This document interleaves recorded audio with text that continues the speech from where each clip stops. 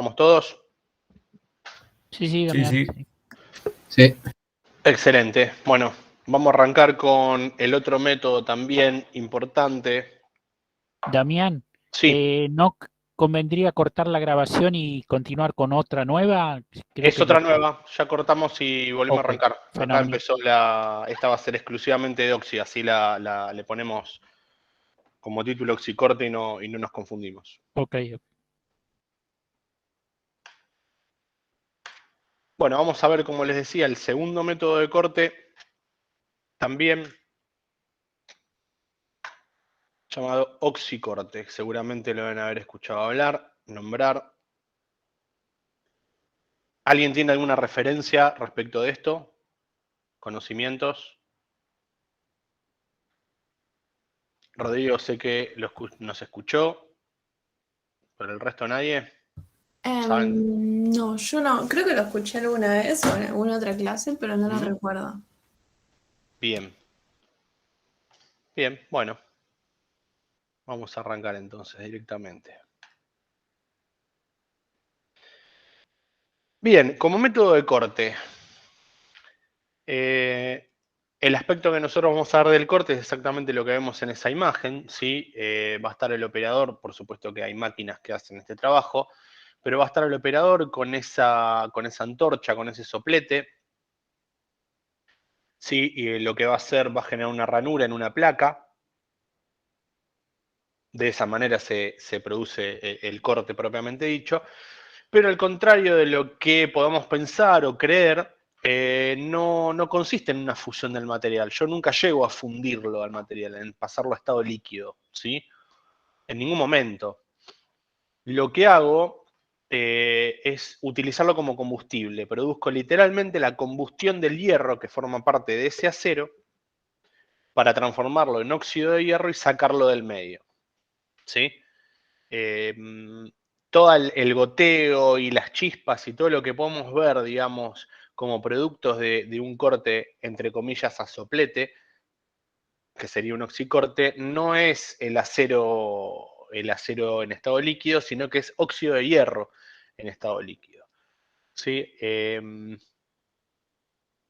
Este método lo vamos a utilizar para aceros al carbono, ¿sí? De bajo contenido de carbono, ¿no? De aceros con muy alto contenido de carbono empiezan a tener algunos problemas. Y sobre todo no lo vamos a utilizar en aceros aleados, ¿sí? La aplicación de este método de corte va a quedar reducida, digamos, a aceros de bajo contenido de carbono y de muy bajos aleantes, ¿sí? Justamente por el fenómeno de corte, ¿sí? Yo lo que voy a utilizar es el hierro que forma parte de ese acero, lo voy a utilizar como combustible, ¿sí? Lo voy a transformar en óxido de hierro y lo voy a sacar del medio con un chorro de gas, ¿sí? Ahora, no llevo en ningún momento el material a estado de fusión, ¿sí? Eso que quede bien claro. En ningún momento el material, o sea, el acero entra en estado de fusión. Parece que lo estuviésemos derritiendo, pero no es así. No estoy produciendo el corte fusionando el material, sino que lo estoy oxidando, ¿sí? Lo estoy quemando. ¿Tá? Para que se produzca, digamos, la combustión del hierro, digamos, que forma parte de ese acero, necesito tres pilares, ¿sí? Por un lado viene a estar el combustible, que en este caso va a ser el hierro, propiamente dicho, o sea, el hierro que forma parte de ese acero. Lo voy a tener que llevar de alguna manera a una temperatura mayor a 870 grados. Abajo de 870 grados no entra en combustión ese material, ¿sí? Al contacto con el oxígeno no va a entrar en combustión.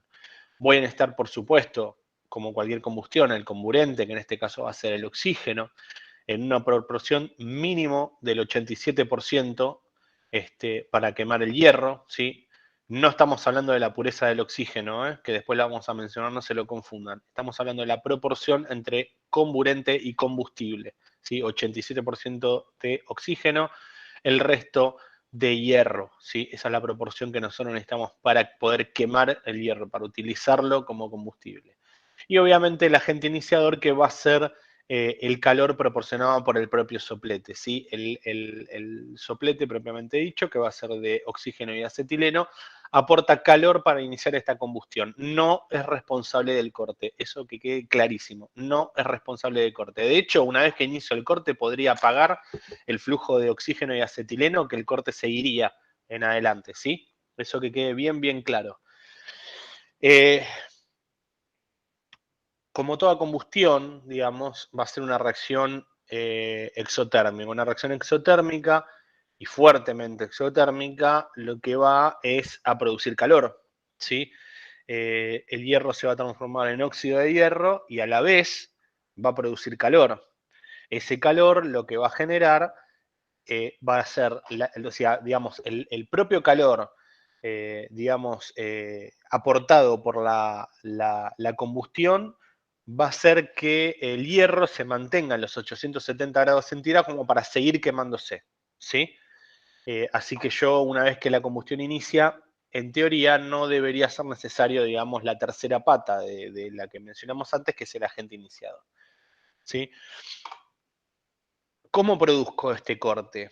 Voy a utilizar, digamos, las boquillas de corte, como las que estamos viendo ahí en esa imagen. El pico, ¿sí? Va a tener varios orificios que van a ser los de precalentamiento, por los cuales va a salir una mezcla de oxígeno y acetileno.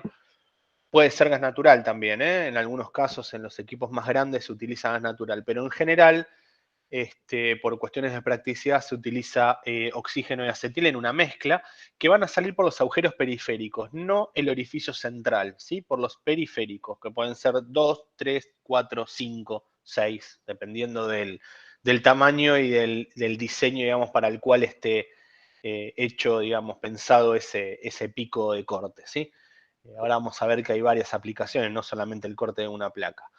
La llama de precalentamiento, como les dije, va a salir por esos orificios periféricos, que va a ser una mezcla entre acetileno y oxígeno. Y luego, con un circuito totalmente distinto, ¿sí? Totalmente distinto al de las llamas de precalentamiento, vamos a tener un orificio por donde va a salir un chorro de oxígeno puro, ¿sí? Que va a ser el responsable del corte, ¿sí? Ese va a ser el responsable del corte, no las llamas de alrededor. Las llamas de esos picos periféricos simplemente van a servir para llevar la zona, digamos, colindante a la llama a esos 870 grados para que cuando incida ese chorro de oxígeno comience la combustión del hierro. Una vez que la combustión del hierro comenzó, ya no necesitaría, digamos, la mezcla, digamos, la combustión de la mezcla de oxígeno y acetileno que salen por esos orificios periféricos. Obviamente no se cortan esa llama por una cuestión de practicidad, porque si no tendría que estar encendiendo, apagando y encendiendo constantemente el soplete en función de la demanda, y obviamente no es tan estable, ¿no? Yo sigo, digamos, con la llama de precalentamiento como para garantizar que la combustión no se corte en ningún momento, y que el hierro, digamos, esté siempre a 870 grados centígrados al momento de incidirle ese chorro de oxígeno puro. El responsable del corte, volvemos a decirlo una vez más porque es muy importante y después se confunden siempre, el responsable del corte no es la llama que produce ese soplete, sino el chorro de oxígeno que sale por dentro.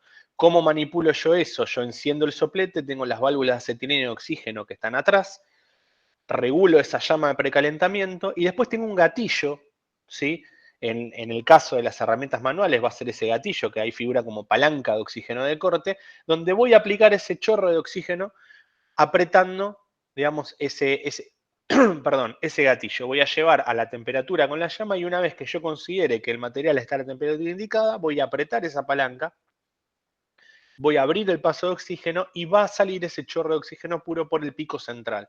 Ese va a ser el responsable del corte, no la llama, ¿sí?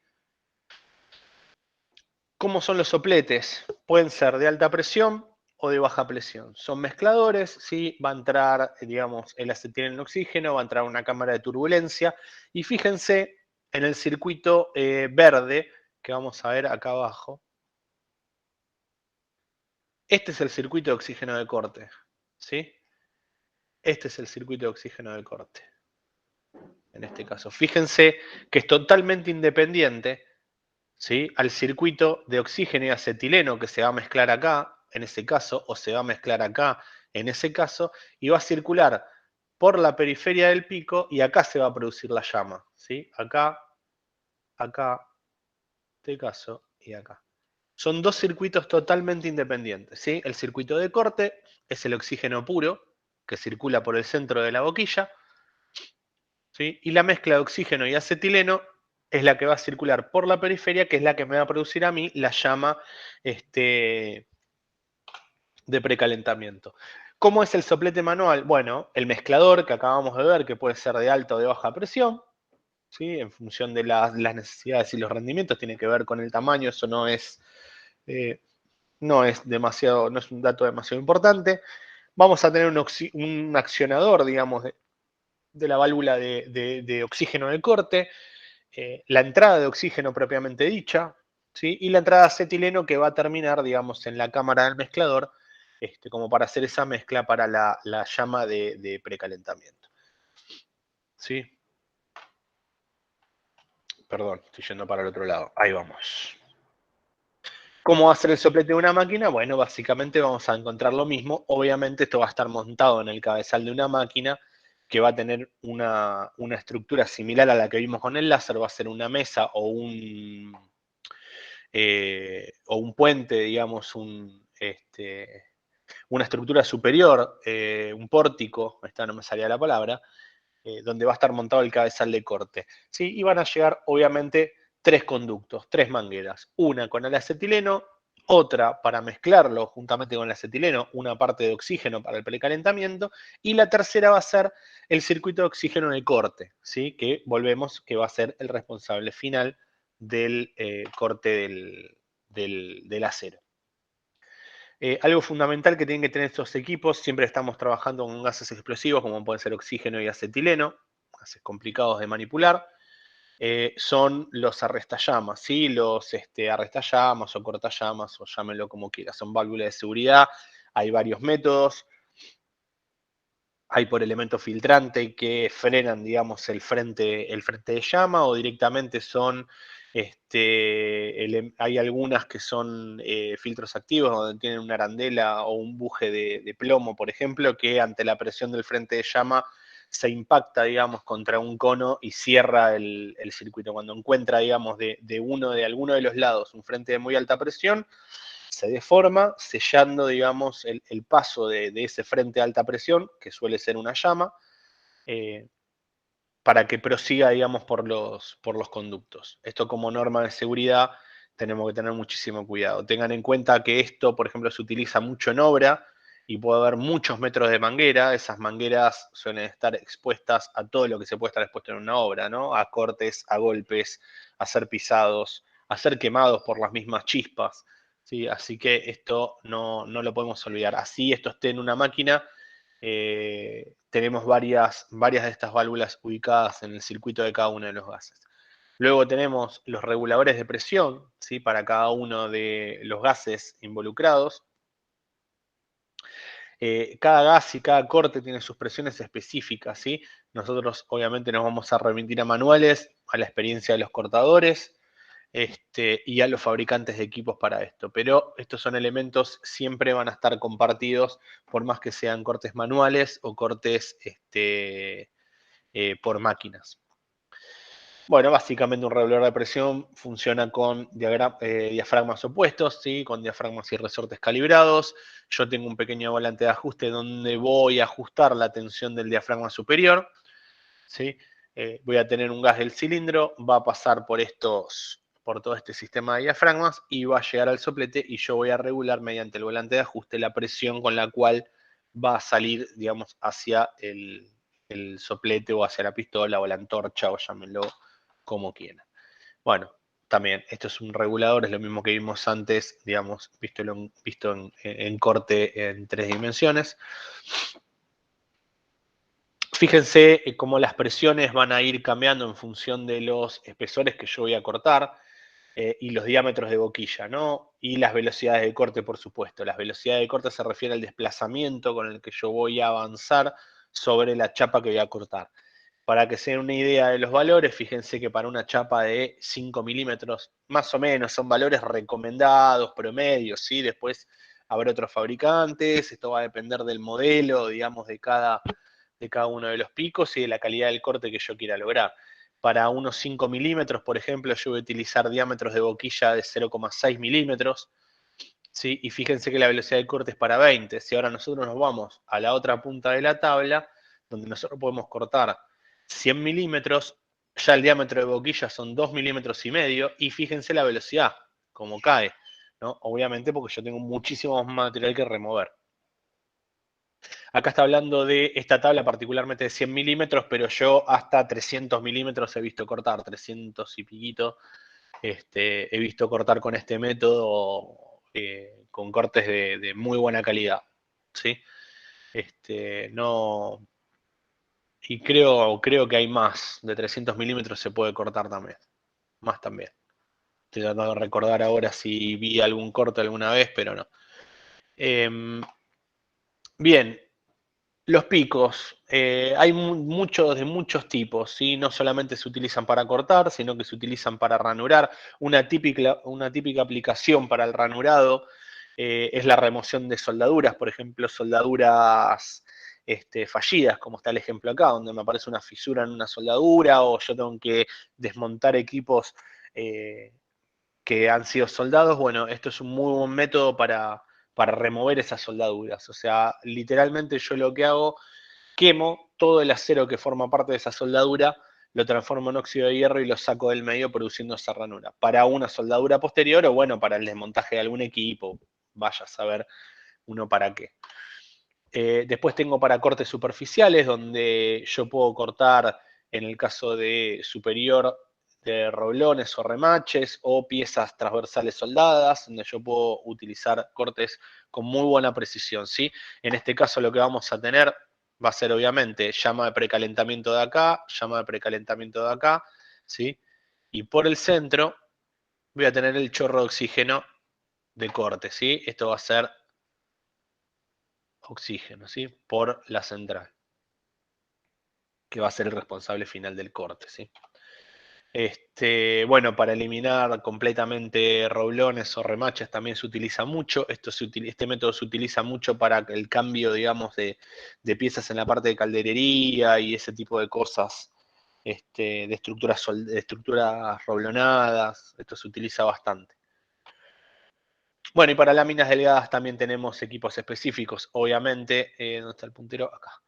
Este va a ser la llama de precalentamiento, mientras que no, perdón, al revés, este va a ser la llama de precalentamiento, mientras este va a ser el que va a ser el responsable del corte, de mandar ese chorro de oxígeno puro a tomar contacto con la chapa. ¿Sí? Acá tenemos un montón de ejemplos de boquillas, cómo se venden, cómo están clasificadas. Obviamente siempre nos vamos a remitir a la recomendación de los fabricantes y a la experiencia obviamente de los cortadores, ¿no? Fíjense que en este caso, por ejemplo acá, yo tengo el orificio central de oxígeno y tengo pequeños orificios por donde van a salir las llamas de precalentamiento. Acá lo mismo. Pero en el resto de los casos tengo, digamos, como una toberita con una rejilla, ¿sí? Por donde va a salir la mezcla de oxígeno y acetileno para hacer la llama de precalentamiento. Y por el centro, ¿sí? Por el centro va a salir el chorro de oxígeno que va a ser el oxígeno de corte, no el de la de precalentamiento, ¿sí? ¿Se entendió más o menos cuál es el principio de corte hasta acá? Los dos circuitos bien distintos, que no se fusiona el material sino que se oxida. ¿El concepto básico está? ¿Alguna duda?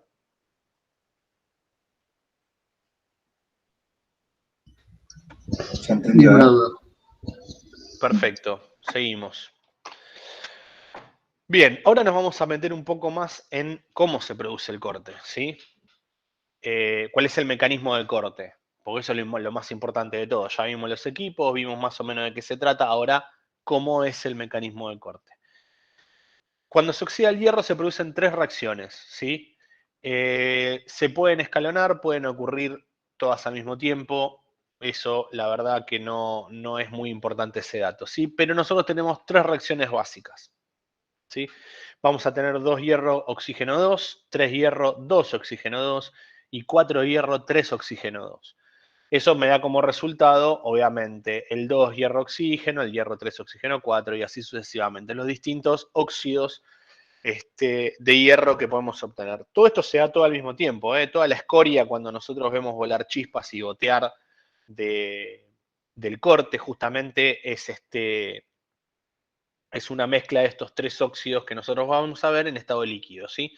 Eso es lo que vamos a ver. Lo que está en estado líquido es el óxido y no el acero, ¿sí? Es el óxido de hierro y la mezcla de estos 3 óxidos y no el acero. Y fíjense que las 3 van a tener una entrega de calor asociada a cada una de ellas. Obviamente ese calor se suma y se va a entregar, digamos, para que las zonas linderas, digamos, al corte sigan manteniendo esa temperatura y el oxígeno pueda seguir oxidando el hierro, digamos, a medida que avanza. Por eso, por este motivo, este aporte de calor es el motivo por el cual yo les decía que incluso una vez que esta reacción comienza, yo puedo apagar la llama de precalentamiento, que la oxidación va a seguir adelante, ¿sí? Porque es autosustentada, digamos, el calor que yo necesito para llevar el acero a 870 grados para que el oxígeno lo pueda quemar, o sea, para que pueda quemar el hierro que forma parte de ese acero, ese calor me lo va a aplicar, me lo va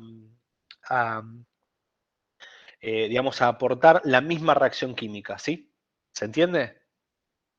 El concepto por el cual digo que yo podría apagar la llama de precalentamiento y podría seguir cortando sin llama de precalentamiento, se entiende, ¿no? Bien, asumo que sí. Pero bueno, y acá surge la primera, digamos, la característica fundamental de este corte. Fundamental de este corte, que es el punto de función de los óxidos. ¿Sí? Esto funciona siempre y cuando el óxido que yo genere al producir la combustión del material que estoy cortando, tengan un punto de fusión más bajo que el material base. ¿Qué pasaría si el óxido de hierro tuviese un punto de fusión superior al acero? ¿Qué creen que va a pasar? Se fundiría todo alrededor sin hacer el corte prolijo. Exacto. Estaría en estado líquido primero el acero antes que el óxido. Entonces es como que genera un óxido que se solidifica mientras estoy derritiendo lo de alrededor. O sea, sería un desastre, digamos, no habría corte, no habría corte. Directamente no habría corte. Ese es el motivo por el cual, por ejemplo, yo no puedo cortar aluminio. O sea, ¿el aluminio se oxida? Claro que se oxida. Y de hecho se oxida mucho más rápido y más violentamente que el hierro. ¿Sí? El punto es que el óxido de aluminio tiene un punto de fusión superior al del aluminio y es muy resistente. Entonces, si yo lo oxido, ¿cómo lo saco del corte? ¿Cómo hago para sacarlo del corte antes de fundir antes de fundir el aluminio con la llama de precalentamiento? No puedo. Entonces no hay corte. Ahora, el hierro tiene una característica que es que sus óxidos, esa mezcla de óxidos, tiene un punto de fusión muy próximo, siempre menor, pero muy próximo al del acero. ¿Sí? Entonces, ¿quién entra en estado de fusión primero? El óxido que yo produzco con el quemado del hierro. ¿Sí? Y con la misma energía cinética del oxígeno que yo estoy inyectando, lo saco del medio. Entonces yo lo que veo gotear, chorrear y las chispas que veo saltar y todo eso que queda pegado después de un corte, toda esa escoria, es óxido de hierro en estado líquido. El hierro, o el acero mejor dicho, no se fusiona. No en ningún momento entra en estado de fusión. Si el hierro entró en estado de fusión, hicimos un desastre. Ya está, no hay corte. Perdimos toda prolijidad. ¿Y por qué? ¿Y por qué yo no puedo cortar aceros de muy alto carbono o de muy alta aleación? Justamente porque los aleantes también se van a oxidar. Y los aleantes lo que va a producir es que empiezan a aparecer en esa mezcla de óxidos fundidos, van a empezar a aparecer óxidos de otros materiales, como óxidos de cromo, como óxidos de níquel, como óxidos de aluminio, de manganeso, ¿sí? Que lo que me van a producir a mí son óxidos que van a estar en estado sólido y no los voy a poder sacar de esa ranura que quiero generar, ¿sí? Y que no van a entrar en estado de fusión antes que el hierro. Entonces empiezan a entorpecerme el corte. Por eso, no es que no puedo cortarlos, es que no es lo ideal. ¿sí? El corte no va a ser prolijo, no va a ser seguro. Yo no puedo garantizar que esa reacción se dé todo el tiempo. ¿Sí? Es probable que se corte esa reacción en algún momento. ¿Por qué? Porque no va a haber tanto hierro presente, van a empezar a aparecer otros aliantes, van a empezar a aparecer otros óxidos que van a captar demasiado oxígeno. Voy a perder la proporción de esa 87-13 que voy a necesitar entre el hierro y el oxígeno y se va a cortar esa reacción. Además, otra cosa. Si se corta esa reacción, ya no tengo calor aportado por esa propia reacción. Entonces, ¿cómo sigo? ¿Sí? Corto digamos, esa reacción en cadena, ese círculo lo corto, y se corta, o sea, se corta la reacción química entre el oxígeno y el hierro. No hay más corte. Y me entorpece todo. Fíjense lo que yo les decía de por qué yo puedo hasta incluso apagar la llama de precalentamiento. Imagínense que yo estoy cortando un bloque de 300 milímetros de espesor. ¿Ustedes creen que en el fondo, o sea, a los 300 milímetros, la llama de precalentamiento que está actuando arriba tiene alguna influencia en el corte? ¿El calor que aporta el acetileno tiene alguna influencia en el corte? ¿Con una placa de 300 milímetros de espesor? No tiene ninguna influencia el calor de la llama de corte. El corte se sigue produciendo justamente por esto que está acá. ¿Sí? Por estas calorías, por esta energía que está entregando la reacción exotérmica de la oxidación del hierro. Si yo por algún motivo, que son por estos aliantes básicamente, que me puedo encontrar en acero de alta aleación, entorpezco esta reacción química, me quedo sin esas calorías aportadas. Y se termina la reacción. Porque me voy a encontrar con hierro que no va a estar más a 870 grados y no va a estar y no va a entrar en combustión. ¿Sí? Ese es el motivo por el cual yo voy a utilizar aceros de bajo contenido de carbono, ¿sí? Y de bajos aliantes. Y el carbono, lo que pasa cuando yo supero una determinada cantidad de carbono, o sea, no quiere decir que yo no pueda cortar un 4140, lo voy a poder cortar. Pero no va a ser tan eficiente como que corte un 1020, ¿sí? Lo que va a pasar con el alto porcentaje de carbono es que me va a tomar demasiado oxígeno, transformándose en dióxido de carbono, ¿sí? Y voy a perder la proporción mínima del 87-13 que yo necesito entre el hierro y el oxígeno, ¿sí? Entonces no va a ser un corte sustentable, va a ser un corte muy complicado de lograr. ¿Está? ¿Esto quedó claro? ¿Por qué no puedo cortar o no se recomienda cortar aceros que no sean de baja aleación y de bajo porcentaje de carbono? ¿O por qué no puedo cortar un aluminio? ¿Quedó claro ese concepto? Pues ya. Sí, sí. Eso es pregunta de parcial y es pregunta de final, ¿eh? ¿Está? Eso es roja y de afuera. Bien, ¿cuál es el aspecto del corte? Lo que estamos viendo acá. La verdad no tengo ni idea cómo hicieron para sacar esa foto, pero está muy buena, ¿sí? Donde nosotros vemos toda una placa. Tiene un corte, evidentemente tiene un corte transversal y un corte longitudinal, que es el que estamos viendo nosotros acá. Acá nosotros podemos ver la incidencia de la llama de precalentamiento. Fíjense que la incidencia de la llama de calentamiento, nosotros podemos hablar de esto, de esta distancia, no más que eso. Entonces, ¿ustedes creen que esta llama de precalentamiento tiene algo que ver con el corte cuando estoy hablando de acá? ¿Qué creen? No, no tiene sentido, no sé nada.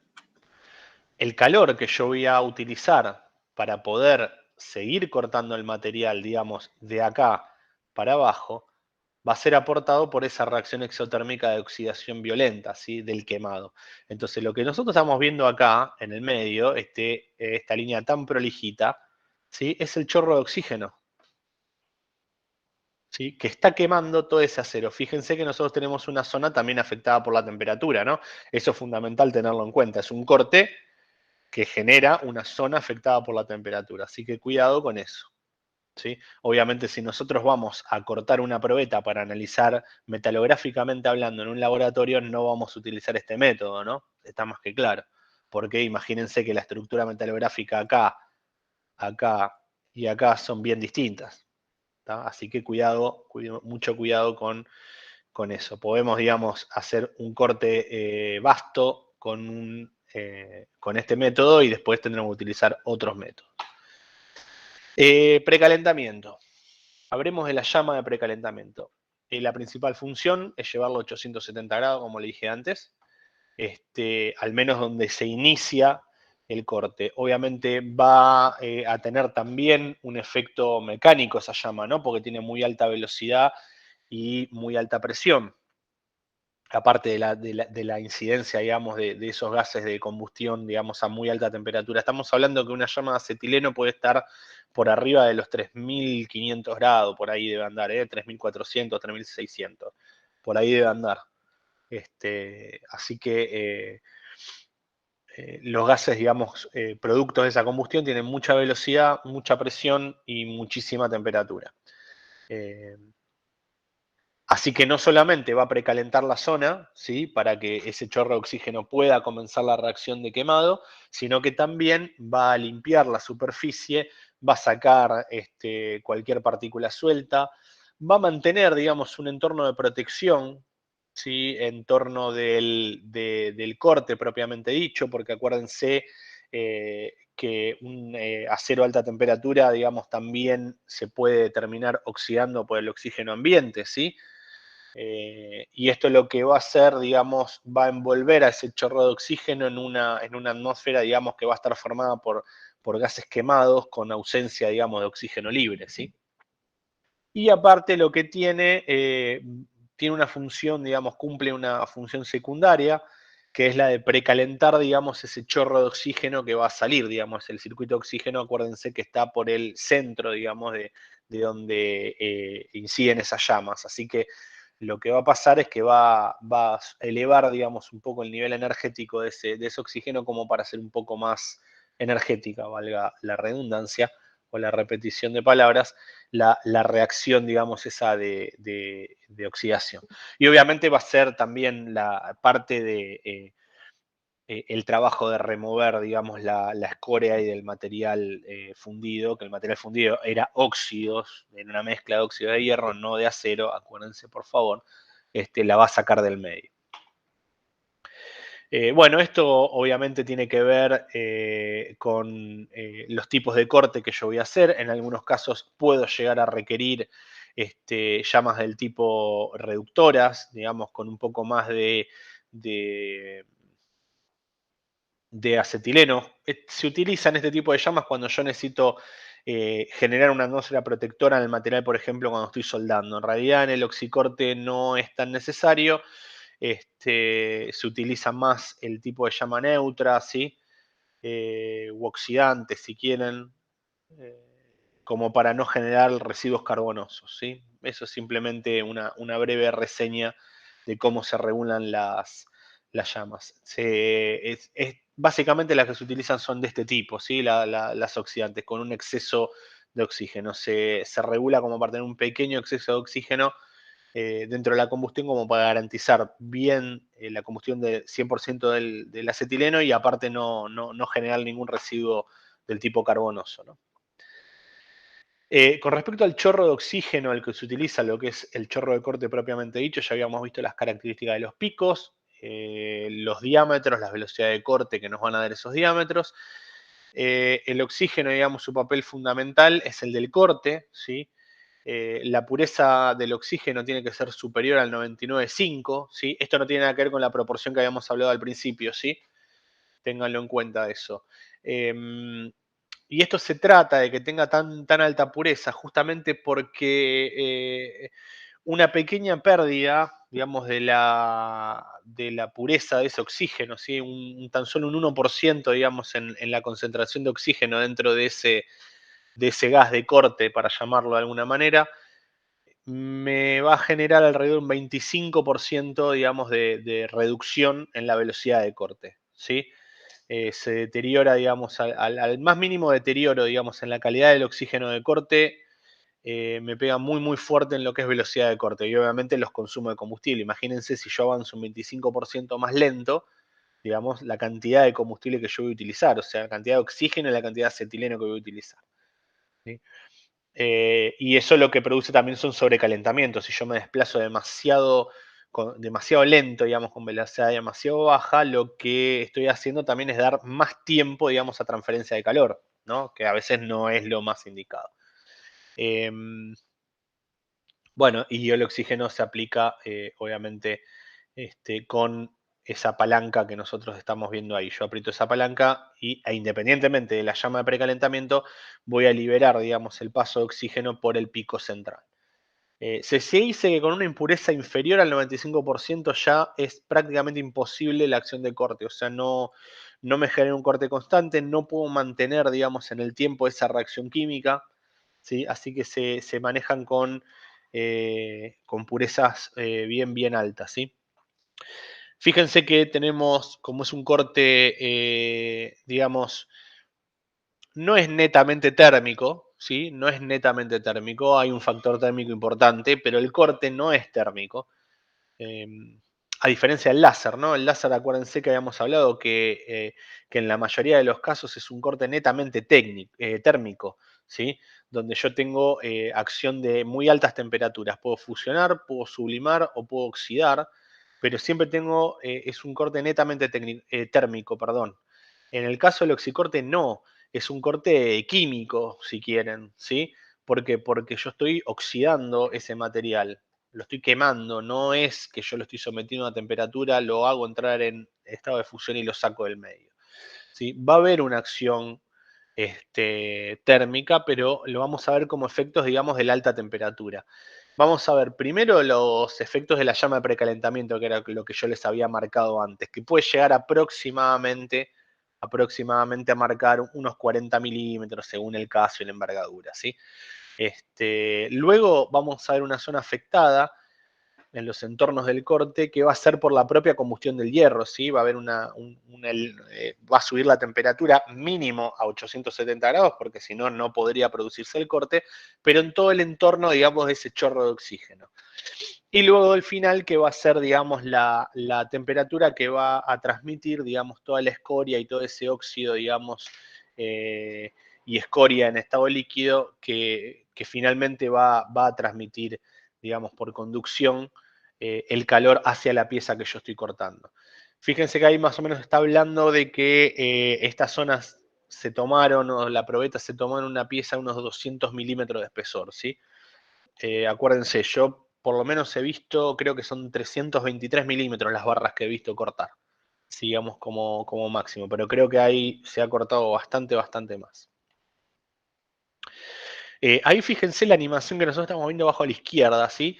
Es un corte manual, está marcado, digamos, con una tiza o algo. Fíjense que cuando vuelve a empezar, ahí lo que está haciendo es precalentarlo. Fíjense que va tomando temperatura el borde, la parte inferior no, pero el borde superior sí. Y en ese momento donde saltan chispas es cuando el tipo apretó el gatillo del oxígeno, ¿sí? Apretó la palanca de accionamiento y ahí comienza el corte, ¿sí? En ese momento comienza el corte, no antes. ¿Ven? Y se llega a distinguir que el corte es bien finito, que es del diámetro del chorro, ¿sí? No tiene nada que ver con la fusión del material, ¿sí? Las caras de corte deberán ser los más perpendiculares posibles. No tiene que haber ningún detalle, ni falta de material, ni lo que se llama mordedura en los bordes del corte. Cuanto más anguloso al canto vivo, digamos, queden los bordes superiores e inferiores, es mejor. Y lo ideal es que abajo no quede ningún tipo de escoria ni material, digamos, pegado donde yo tenga que retrabajarlo. Obviamente eso no es posible conseguirlo, pero sí nos podemos acercar bastante. ¿Qué es lo que vamos a ver? Lo que dice Kerf ahí es la ranura propiamente dicha que yo voy a generar. Por lo general vamos a ver salpicaduras superiores. Esperen que perdí el cursor, ahí está. Salpicaduras superiores, que es lo que vamos a ver salpicado, digamos, sobre las caras del material. Vamos a ver un redondeo en el filo, inevitable, ¿sí? Y un pequeño ángulo entre las caras, que acuérdense que nosotros habíamos hablado de que las caras deberían ser paralelas. Bueno, eso no ocurre. Eso no ocurre. Eso no ocurre porque lo que va a pasar, yo voy a tener variaciones, digamos, en el gas, digamos, lo que va pasando de acá hacia abajo. Obviamente el gas va a entrar con un diámetro, digamos, de influencia más grande y a medida que vaya rompiéndose ese chorro, digamos, por la acción y el contacto con las paredes, digamos, se va a ir desviando y perdiendo potencia y lo que va haciendo que el coste se va reduciendo, digamos. Entonces me quedan un pequeño ángulo digamos, en las paredes del corte. Esa consecuencia la voy a tener siempre, obviamente voy a tener condiciones donde le voy a tener en mayor medida y en menor medida. Acá tenemos 3 ejemplos, ¿sí? La dirección de corte, que es esta que vemos acá, siempre es de derecha a izquierda. Perdón. De derecha a izquierda.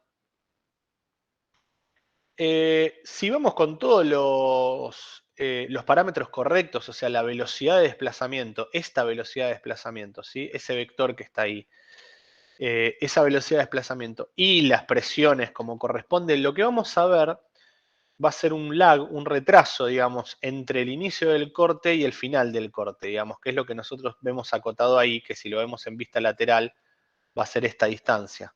No sé si se llega a comprender. A ver, no fui prolijo. Digamos, la distancia entre la incidencia del chorro y la salida del chorro va a tener una diferencia, ¿sí? Esta cota que está acá se llama retardo o lag, ¿sí? En inglés.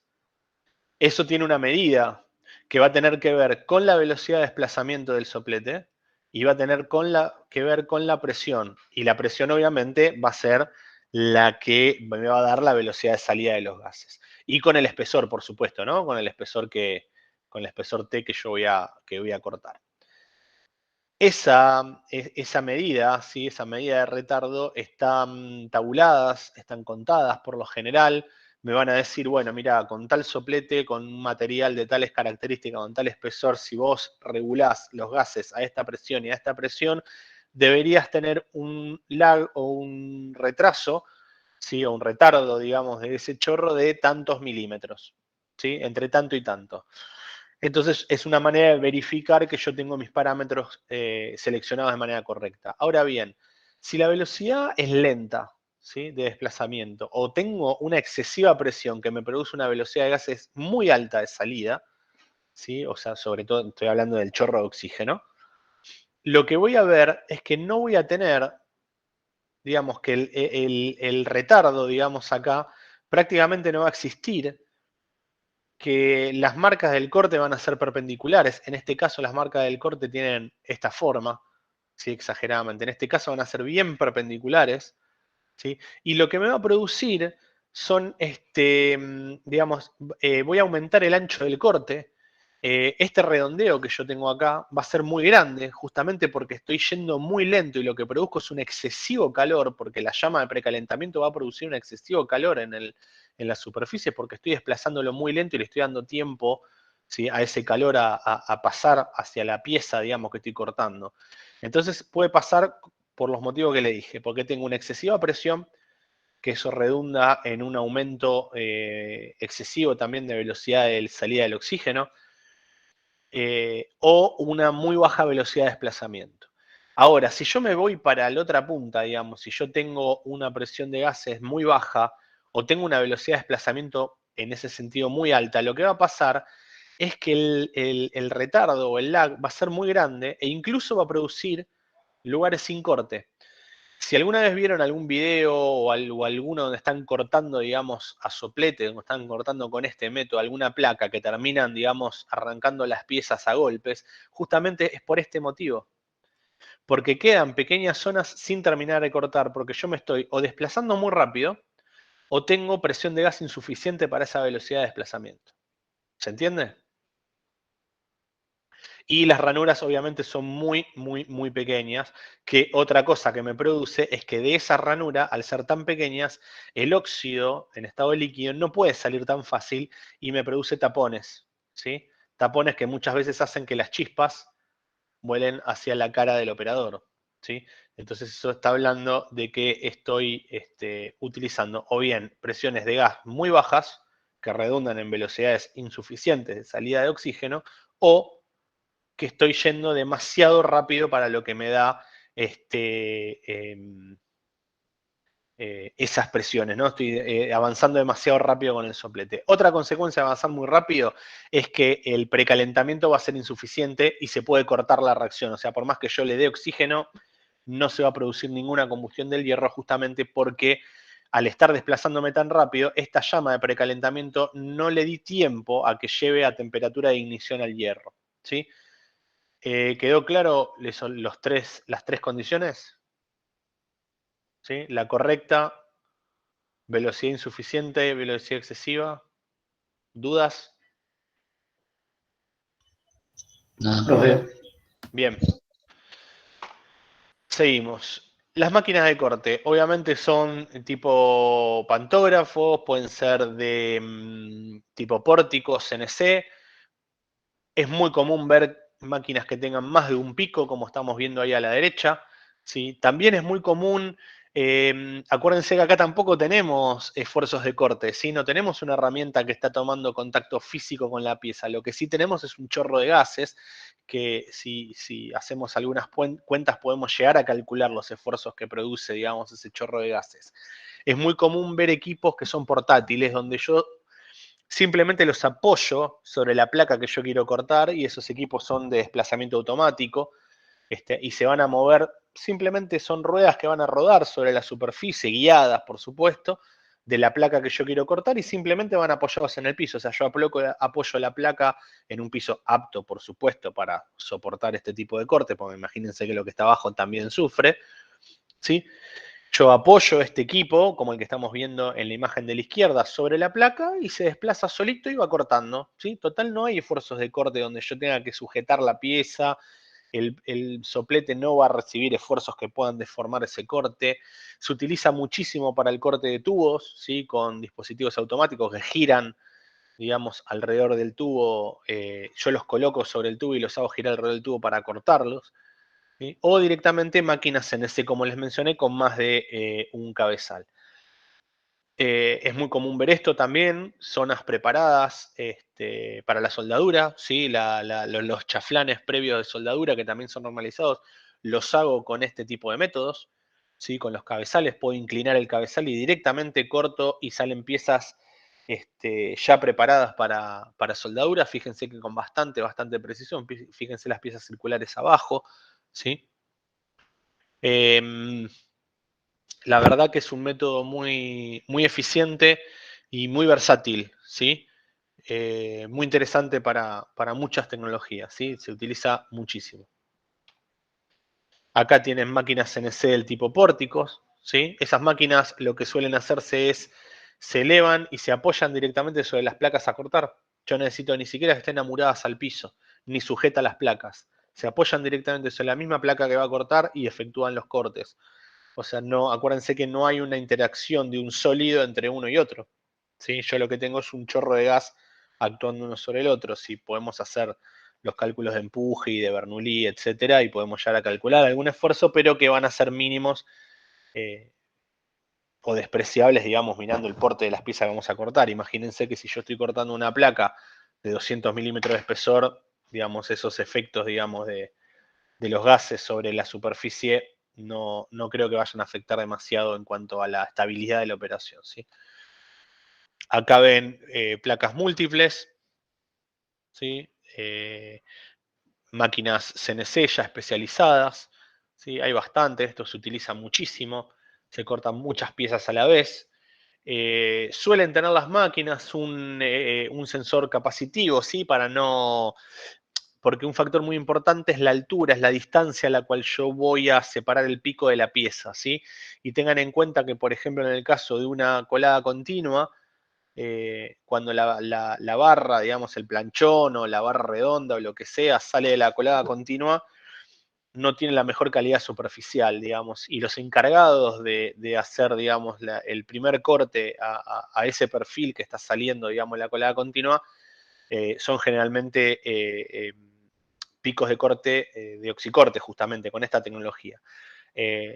Y no es lo mejor de todo, digamos, la superficie o la terminación que tiene una colada continua. Entonces, lo que pasa, para mantener, digamos, en la altura ideal, digamos, el despeje, el setup, digamos, de la máquina entre la superficie de corte y el pico, tenemos sensores capacitivos que son estos platitos que nosotros estamos viendo acá, ¿sí? Y acá, ¿sí? ¿Los ven ahí? Que constantemente lo que van es censando la distancia, digamos, del pico al corte y van subiendo y bajando, digamos, estos cabezales como para mantener esa distancia dentro de parámetros ideales, independientemente de la terminación o de la calidad de las piezas que nosotros estamos cortando. Aparte otra, acuérdense que les dije, yo puedo tener una placa apoyada en el piso, ¿sí? Simplemente apoyada en el piso. Y esta máquina yo la puedo hacer desplazar sobre esta superficie. Imagínense si esta placa yo tengo un apoyo un poquito más alto que en los otros, digamos. Acá voy a regular la altura correcta y cuando llegue acá me llevé puesta toda la mesa y rompí todos los picos. Entonces estos sensores capacitivos lo que hacen van levantando y bajando los picos como para ir manteniendo, digamos, la altura, digamos, el offset se llama, digamos, la altura de despeje entre la placa y el pico ideal, digamos, ¿no? No sé si había, bueno, acá estamos viendo, digamos, también un equipo de oxicorte, ¿sí? Múltiple, donde está cortando esas piezas. Ven todo ese goteo, toda esa escoria que nosotros vemos acá. Hay algunos videos en el Drive, por favor mírenlos, porque son muy, muy aclaratorios. Justamente lo que estamos viendo ahí es el corte múltiple, son varios cabezales haciendo lo mismo, ¿sí? Esto es el encendido, este es digamos, una llama auxiliar, digamos, con una pequeña bujía para producir el encendido, en el caso de que la llama se apague por alguna condición, rápidamente podemos recuperar, digamos, ese pico cortador. Fíjense acá las mesas, las características que tienen, ¿sí? Estas son las que llamábamos lamas, lo vimos en el corte láser hace un rato, las lamas de corte, ¿sí? Acá está el sensor capacitivo, acá está el platito, ¿sí? Estas placas donde se posiciona obviamente quedan todas cortadas y quemadas, como las ven acá. ¿Sí? Esas cada tanto se van cambiando. Pero fíjense que las placas son simplemente apoyadas. Entonces estos sensores capacitivos lo que van a hacer, van a ir regulando, digamos, la altura si hubiese alguna diferencia, ¿no? Pero es un método muy, muy interesante, bastante preciso, bastante preciso, no parece, pero es bastante... con muy buena precisión, ¿sí? ¿Quedó alguna duda o consulta respecto a este tema? Con esto estaríamos cerrando el tema de oxicorte. Espero que el concepto de oxicorte haya quedado bien claro. Por favor, miren los videos, ¿sí? Que están en el Drive. Miren los videos que están en el Drive. Son bastante aclaratorios, como les dije. Tengan en cuenta, por favor, los principios básicos, sobre todo lo del oxicorte. Tengan en cuenta que no se fusiona el material en ningún momento, ¿sí? ¿Alguna duda, gente? Damián, Sí, Diego. yo quisiera comentarles brevemente Bien. el trabajo práctico al grupo 1, ¿sí? ¿Me Bien. escuchan? A ver. Sí, se escucha. Bueno, déjeme ver que presentar ahora una ventana. Esta de acá vamos a presentar. Compartir. Bueno, yo estuve viendo esto que presentaron ustedes, ¿sí? Que mandaron por mail. Sí, la primera página en principio es como la presentación original que quedó, digamos, no es lo más actualizado, digamos. Ah, A medida perfecto.